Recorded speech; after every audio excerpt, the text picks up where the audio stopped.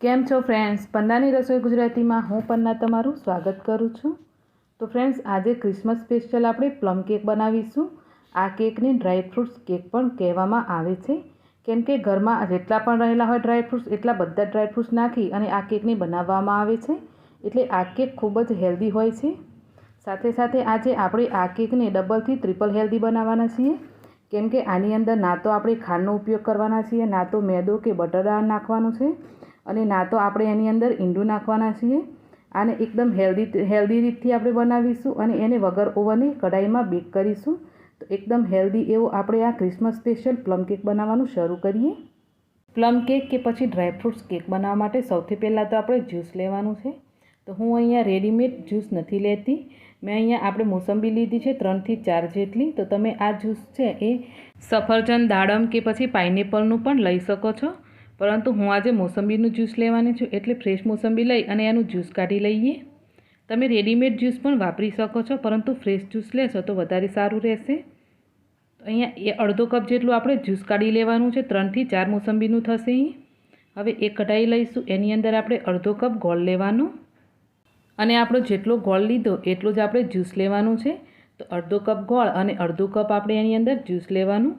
તો જ્યુસને પણ હું આ કપથી મેઝર કરી લઈશ। તો જુઓ, અડધો કપ આપણે જ્યુસ પણ તૈયાર કરી લીધું। ત્યાર પછી આપણે જે ગોળ લીધો છે એનું આપણે કેરેમલ બનાવવાનું છે, તો એને ગેસ પર ચઢાવી અને 2-3 ચમચી પાણી નાખી ગોળને ઓગાળી અને એનું કેરેમલ તૈયાર કરી લઈએ।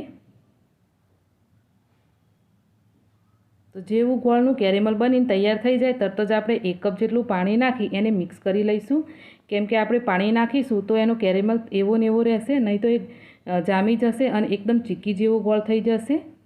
તો બસ 1 કપ જેટલું પાણી નાખી અને આપણે આ કેરેમલને સાઈડ પર રાખીએ। જેવું આપણું ગોળવાળું કેરેમલ ઠંડુ થાય એને આપણે એક બાઉલમાં ટ્રાન્સફર કરી લઈશું। એની અંદર હવે આપણે ડ્રાયફ્રૂટ્સ નાખવાના છે। તો જેટલા પણ ડ્રાયફ્રૂટ્સ તમારી ઘરમાં હોય એટલા તમે લઈ શકો છો, જે પણ અવેલેબલ હોય એ લઈ શકો છો। એવું જરૂરી નથી કે મેં લીધા એટલા બધા જ લેવા જરૂરી છે। તો 3 કલરના મેં તૂટી ફ્રૂટી લીધા છે, થોડા મેં અહીંયા ખજૂરને કાપીને લીધા, કાળી દ્રાક્ષ લીધી અને જે નોર્મલ દ્રાક્ષ આવે એ પણ લઈ લીધી છે। બધી વસ્તુ મેં 2-2 ચમચી જેટલું લીધું છે, અને 2 થી 3 મેં ચેરી પણ કાપીને તૈયાર કરી લીધી છે, સાથે બદામ, કાજુ અને અખરોટ પણ કાપીને તૈયાર કરી લીધા છે। તો અત્યારે આપણે આ જ્યુસની અંદર ખજૂર નાખી દઈશું, કાળી દ્રાક્ષ અને જે તૂટી ફ્રૂટીને એવું છે એ પણ આપણે એની અંદર નાખી દેવાનું છે, પરંતુ કાજુ, બદામ અને અખરોટ છે એને આપણે અત્યારે જ્યુસની અંદર નથી નાખવાના, કેમ કે આપણે એ ડ્રાયફ્રૂટ્સને સોક નથી કરવાના, એમને આપણે પાછળથી નાખીશું। ચાલો હવે આપણે બધા ડ્રાયફ્રૂટ્સને મસ્ત એવા મિક્સ કરી લઈએ, અને આની અંદર આપણે જે જ્યુસ બાજુ પર રાખ્યું છે એ પણ નાખી દઈએ। તો બસ બધી આ વસ્તુઓને આપણે સોક કરી અને 1 થી અડધો કલાક કે પછી 1.5 કલાક સુધી પણ તમે આને સોક કરીને રાખી શકો છો, જેટલો પણ તમારી પાસે ટાઈમ હોય એટલો। તો ઓછામાં ઓછું આને અડધો કલાક તો સોક કરવું જરૂરી જ છે। તો હવે હું આ મિશ્રણને કઢાઈની અંદર ટ્રાન્સફર કરી લઉં છું, કેમ કે આની અંદર બહુ ગોળ રહ્યો હતો, તો મને એવું લાગ્યું કે એની અંદર રાખીશ તો ગોળ પણ ઓગળી અને આની અંદર ભળી જશે, તો એ ગોળ છે એ વેસ્ટ નહીં થાય। તો ચાલો પછી આને આપણે 1 કલાક માટે પલાળી અને રાખી દઈએ। તો જ્યાં સુધી આ બધું ડ્રાયફ્રૂટ છે એ પલળીને એકદમ ફૂલી ના જાય ત્યાં સુધી આપણે એક બીજી તૈયારી કરી લઈએ। હવે આપણે જે પણ વાસણમાં કેકને બેક કરવાનું છે એ વાસણને ગ્રીસ કરી લઈશું। તો તમારી પાસે કેક ટેન હોય તો તમે એ લઈ શકો, ના હોય તો આવી રીતે કોઈ પણ તપેલી લઈ એને ગ્રીસ કરી લેવાનું અને બટર પેપર લગાવી દેવાનું। જો બટર પેપર ના હોય તો તમે એની અંદર મેદો ડસ્ટ કરી અને લઈ શકો છો। જો તમારે પહેલાંથી નક્કી હોય કે મારે કાલે આ કેક બનાવવાનો છે, તો તમે આ બધા ડ્રાયફ્રૂટ છે એને 1 રાત પહેલાં પણ આ સેમ રીતે પલાળી અને રાખી શકો છો, એનાથી પણ કેક સરસ બનશે। પરંતુ આપણે તાત્કાલિક બનાવવાના હોઈએ તો એને 1 કલાક કે 1.5 કલાક માટે પલાળીશું તો પણ બની જશે। અને હા, કેકનું બેટર બનાવતા પહેલાં તમારે આ બધી તૈયારીઓ કરી લેવી જરૂરી છે। આવી રીતે કેક ટેન તૈયાર કરી લેવાનું, ત્યાર પછી કેકને જે પણ વાસણમાં બેક કરવાનું હોય એ વાસણ પર તમારે ફ્રીહીટ કરવા મૂકી દેવાનું। તો મેં અહીંયા મોટી એવી તપેલી લઈ લીધી છે, એને આપણે ગરમ થવા મૂકી દઈશું,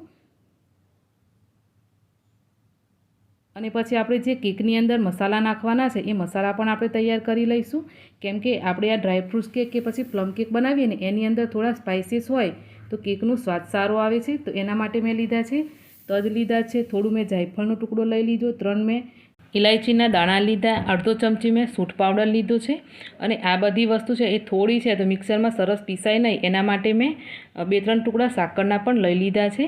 તો આ બધી વસ્તુને મિક્સરમાં નાખી અને આપણે પીસી લઈશું. તમે કૂટીને પણ આ મસાલો બનાવી શકો છો. તો ચાલો પછી આપણો મસાલો પણ તૈયાર થઈ ગયો. તો હવે આપણે કેક બનાવવાનું શરૂ કરીએ. તો અહીંયા તમે જોઈ શકો છો કે 1 થી 1.5 કલાક જેવો ટાઈમ થઈ ગયો. ત્યાં સુધીમાં આપણા ડ્રાયફ્રૂટ્સ મસ્ત એવા સોક થઈને તૈયાર થઈ ગયા છે. તો એની બાજુ પર મૂકી અને આપણે બેટર બનાવીએ. બેટર બનાવવા માટે 1/4 કપ ઘી કે પછી બટર લઈ લેવાનું. એની અંદર આપણે જેટલું ઘી કે બટર લઈએ એટલું દહીં નાખવાનું, એટલે કે 1/4 કપ જેટલું દહીં લેવાનું. બંને વસ્તુને મિક્સ કરી દેવાની મસ્ત એવી. એકદમ લાઇટ થઈ જાય ત્યાં સુધી એને મિક્સ કરી લેવાનું. ત્યાર પછી આપણે એની અંદર લોટ લઈશું, કેમ કે આજે આપણે આ કેકને મેદાથી નથી બનાવવાના, ઘઉંના લોટથી બનાવવાના છીએ. તો એક ચાળણીની અંદર 1.5 કપ હું ઘઉંનો લોટ નાખીશ. તો પહેલાં 1 કપ નાખ્યો, હવે અડધો કપ એમ કરી 1.5 કપ લોટ લઈ લઈશું. પછી આપણે જે મસાલાઓ પીસીને તૈયાર રાખ્યા એ મસાલાઓ લઈ લઈએ. હવે 1 ચમચી બેકિંગ પાવડર, અડધો ચમચી બેકિંગ સોડા અને 2 થી 2.5 ચમચી કે પછી 3 ચમચી મિલ્ક પાવડર લઈશું. જો તમે આ કેક મેદાથી બનાવતા હોય તો મિલ્ક પાવડર લેવો ઓપ્શનલ છે, પરંતુ લોટથી બનાવતા હોય અને મિલ્ક પાવડર હોય તો જરૂરથી લેજો. એનાથી કેકનું સ્વાદ પણ સારો આવશે અને કેક એકદમ સ્પંજી બનીને તૈયાર થશે. બધી જ વસ્તુને સરસ એવી ચાળી લઈએ. આવી રીતે ચાળીને લેશું તો જે મોટું હોય એ નીકળી જશે. હવે આપણે આને મિક્સ કરી લઈએ. થોડું મિક્સ કરી આપણે જે ડ્રાયફ્રૂટ્સને સોક કરીને રાખ્યા એ મિશ્રણ આપણે થોડું આની અંદર લેવાનું અને બેટરને આપણે બનાવવાનું છે. એકસાથે બધું નથી નાખવાનું, કેમ કે બેટરને આપણે એકદમ ઢીલું નથી બનાવવાનું. થોડું એને આપણે થીક બનાવવાનું છે, એટલે થોડું કરી આ મિશ્રણ નાખતા જઈ અને બેટર બનાવીશું. આ જુઓ.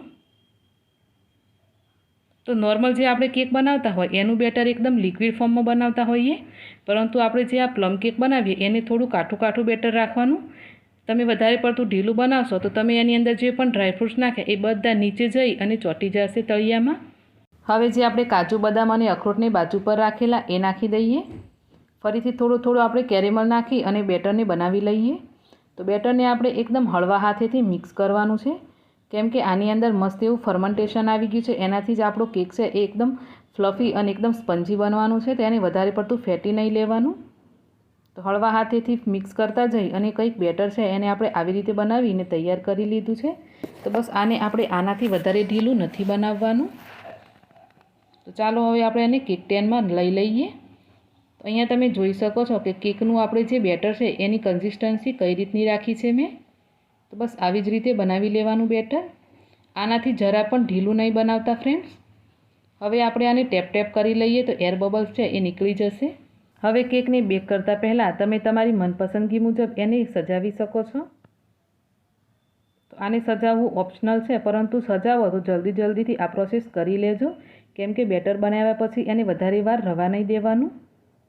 અહીંયા આપણી કઢાઈ છે એ પણ મસ્ત એવી ગરમ થઈને તૈયાર થઈ ગઈ છે. તો હવે આપણે કેક ટેનવાળું જે ટેન છે એને આની અંદર મૂકી અને આને ઢાંકી દઈએ. ઉપરથી કોઈ પણ પ્રકારનું વજનવાળું વાસણ મૂકી દેવાનું, જેથી એની અંદરથી હવા છે એ બહાર નહીં નીકળી જાય. આ કેકને બેક કરતાં અડધો કલાક જેવો ટાઈમ થઈ ગયો છે અને તમે જોઈ શકો બધા ડ્રાયફ્રૂટ છે એ અંદર દબી ગયા છે. તો થોડા ઉપરથી નાખી દઈએ તો કેક છે એ દેખાવામાં સારો લાગશે. આ કરવું ટોટલી ઓપ્શનલ છે, પરંતુ કરશો તો કેકનું લુક મસ્ત આવશે. ફરીથી આપણે થોડા ડ્રાયફ્રૂટ્સ નાખી અને ઢાંકી દઈએ અને ફરીથી આને 1 થી અડધો કલાક કે પછી જ્યાં સુધી કેક ચઢી ના જાય ત્યાં સુધી બેક કરી લેવાનું. અહીંયા તમે જોઈ શકો છો ટોટલ 1.5 કલાક જેવો ટાઈમ થયો અને કેક આપણું મસ્ત બેક થઈને તૈયાર થઈ ગયું છે. વચ્ચે એને આ રીતે ચપ્પુ કે પછી ટૂથપીક નાખી અને ચેક કરી લેવાનું. એકદમ ક્લીન આવે તો સમજી લેવાનું કે કેક મસ્ત એવો બેક થઈ ગયો છે. પછી એને આપણે ડિમોલ્ડ કરી લઈશું. આવી રીતે બટર પેપરને હટાવી નાખીએ. વાવ, તમે જોઈ શકો છો ને ફ્રેન્ડ્સ, કેટલો મસ્ત એવો કેક આપણો બેક થઈને તૈયાર થયો છે. તો બસ આવી જ રીતે કેકને બનાવી લેવાનું. હું તમને થોડું ઉઠાવીને બતાવી દઉં. એકદમ તમે એને જોઈ શકો છો, એકદમ ફ્લફી અને એકદમ સ્પંજી કેક બનીને તૈયાર થયો છે ને ફ્રેન્ડ્સ. મસ્ત એવો કેક બનીને તૈયાર થયો છે. તો તમે બધી જ વસ્તુઓનું કમ્પ્લીટ ધ્યાન રાખશો અને મેઝરમેન્ટને ધ્યાનથી સાંભળી અને બનાવશો આ કેક, તો તમારો કેક પણ કંઈક આવી રીતે જ બનીને તૈયાર થશે. અને સ્વાદમાં તો એટલો મસ્ત આવે છે ને ફ્રેન્ડ્સ કે તમે બનાવશો તો જ તમને ખ્યાલ આવશે. તો આપણો ક્રિસમસ સ્પેશિયલ પ્લમ કેક કે પછી ડ્રાયફ્રૂટ્સ કેક બનીને તૈયાર છે. તો ફ્રેન્ડ્સ તમને આજની મારી આ રેસીપી કેવી લાગી મને કોમેન્ટ કરી જરૂરથી જણાવજો. અને તમને આ પ્લમ કેકની રેસીપી સારી લાગી હોય તો તમારા ફેમિલી અને ફ્રેન્ડ્સ સાથે શેર પણ કરી દેજો. ચેનલ ઉપર નવા હોય તો ચેનલને જરૂર સબસ્ક્રાઈબ કરજો. મળીએ પછી એક આવી જ નવી અને એકદમ સ્પેશિયલ રેસીપીની સાથે. ત્યાં સુધી આવજો.